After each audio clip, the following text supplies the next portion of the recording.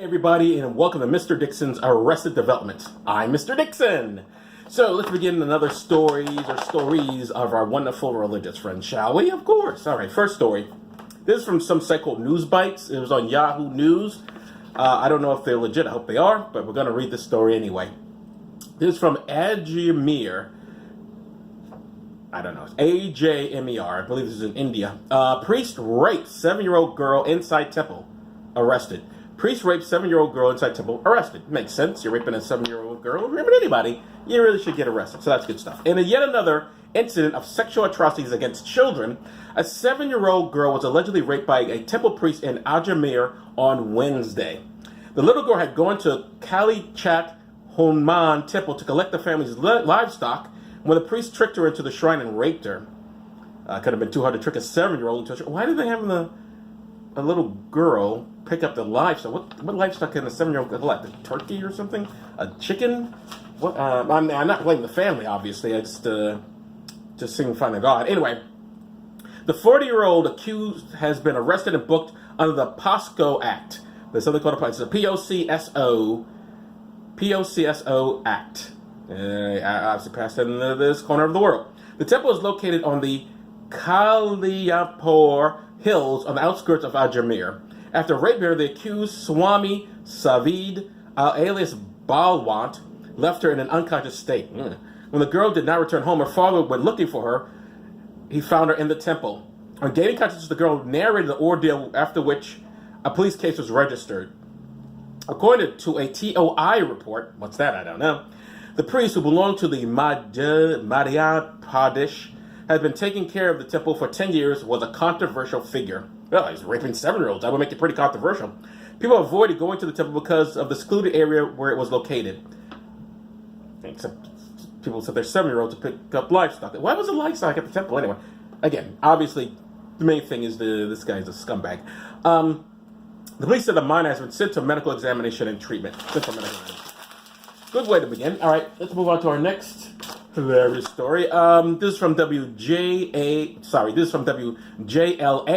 You know, Justice League. WJLA. Pastor of Maryland Church arrested on child pornography charges in Delaware. Laurel, Delaware. Authorities say a pastor at a church in Maryland has been arrested on child pornography charges. The Delaware Department of Justice said 35-year-old Cesar M. Rios Martinez was charged Wednesday with 25 counts of dealing in child pornography. Police said detectives searched Martinez's home in Laurel, Delaware, and seized multiple electronic devices containing child pornography files. Officials said Martinez is a pastor at Iglesias El Espiritu Santo in Salisbury, Maryland. I butchered the Spanish there. His arrest was the result of I butchered all the foreign languages, let's face it. His arrest was the result of an undercover investigation by the Delaware Child Predator Task Force, PREDATA. Officials said additional charges could be coming. Martinez is being held at Sussex Correctional Institution. Court records do not yet list an attorney for Martinez. Moving on.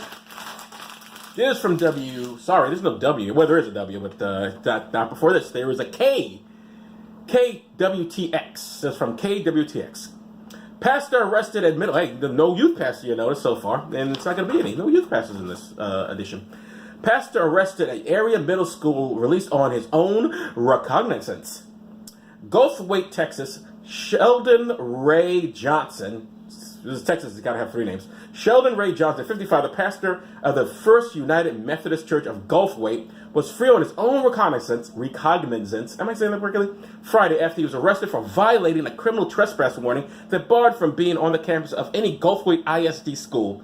Mills County Sheriff Clint Hammonds said Friday.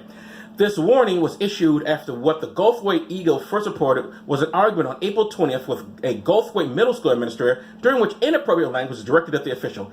Inappropriate language. Naughty language, no doubt. At around 8:10 a.m. Thursday, a Mills County deputy received a cell phone call from someone who reported that Johnson was at the middle school. By the time the authorities arrived, he was gone, Hammond said. He's probably looking for a date. I don't know. Why would he be at the middle school? 2 hours later, the sheriff's office began to receive 911 calls reporting that Johnson had returned to the campus, he said, and the school was locked down as a precaution. Jesus, they're not taking this lightly. Johnson was gone by the time deputies arrived, but school district officials said they wanted Johnson's actions dealt with immediately, Hammond said. After meeting with the county's attorney, deputies obtained a warrant and arrested Johnson at around 11:50 p.m. Thursday at his home in Goldthwaite. After this process, he was released on his own recognizance. There are more details to the case, but at this time, those details will not be released to protect the integrity of the investigation, Hammond said. Hammond says the district uses a cell phone app to notify district employees and parents when security issues arise, but said his office had not been included in the notification system. Interesting detail there. They didn't tell us. Anyway, but they still got rid of the pastor. Released on his own recognizance, and he was arrested. But this is for violating criminal trespass. So he didn't actually. I don't know what he was doing around the middle school, but there's obviously a lot of details there. But he was a pastor and he's arrested, so we read it. But it doesn't. I don't know what he was doing at the middle school. He could have a kid going there. I don't know, but it doesn't say that, so I'm not quite sure. It sounds like he's a pedo, but I don't know. I am just saying. That's the. I'm not around middle schools myself, but if I pass, I think people are going to like, oh, we'll have a lockdown. He's near the school. This is from News Channel 9, ABC. News Channel ABC.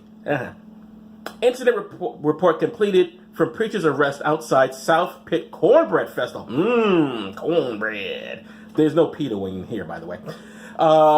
Just cornbread. Cornbread. All right. South Pittsburgh, Tennessee. Did you know there was a South Pittsburgh, Tennessee? I didn't know there was a Pittsburgh in Tennessee.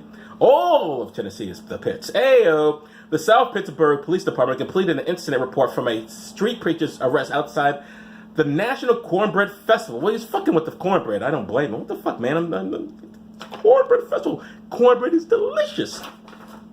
The report says Terry House needed a permit to preach on a public street. However, the city administrator says a permit is not required, but a megaphone can't be used. House was using what he calls a personal PA, but it said he agreed to turn it off. They turned everyone off, actually.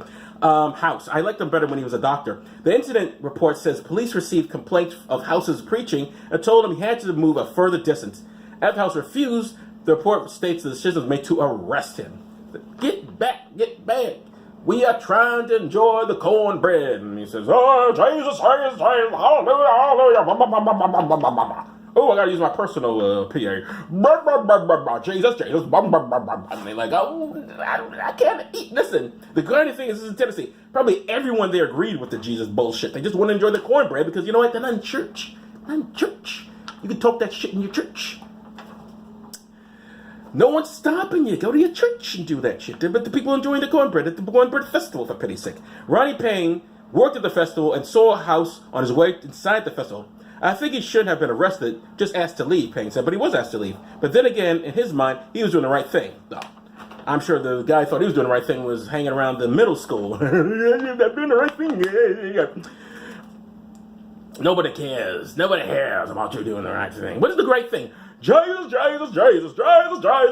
I'm trying to enjoy my guys. Cornbread's delicious. Oh, these festivals. I love all the cornbread. Jesus. What is he doing? And as I said, most of the people agree with that stuff. Like, it's just Tennessee. How many atheists do you think are at the Cornbread Festival? Very few. I can assure you that very few. House is charged with disorderly conduct and released on $500 bond, which is a very reasonable bond to be released on. South Pittsburgh resident Tim Moon feels things could have been handled differently from both parties. He's one of those guys. Both sides are wrong. Both sides. No, one side is having its festival, and the other is disrupting from the outside by when people are like, I didn't ask for this. Why are you here? And what do you think? They're all going to go to hell just because they spent a couple of minutes eating cornbread? South Pittsburgh resident, I said, I'm 1% for freedom of speech, but there's a time and a place for everything, Moon said. People were here from out of town and wanted to enjoy themselves, and some of the people got offended about the stuff, and some people don't. Well, yeah. Situations like this one are becoming common. You see this and that and every other day, Payne said.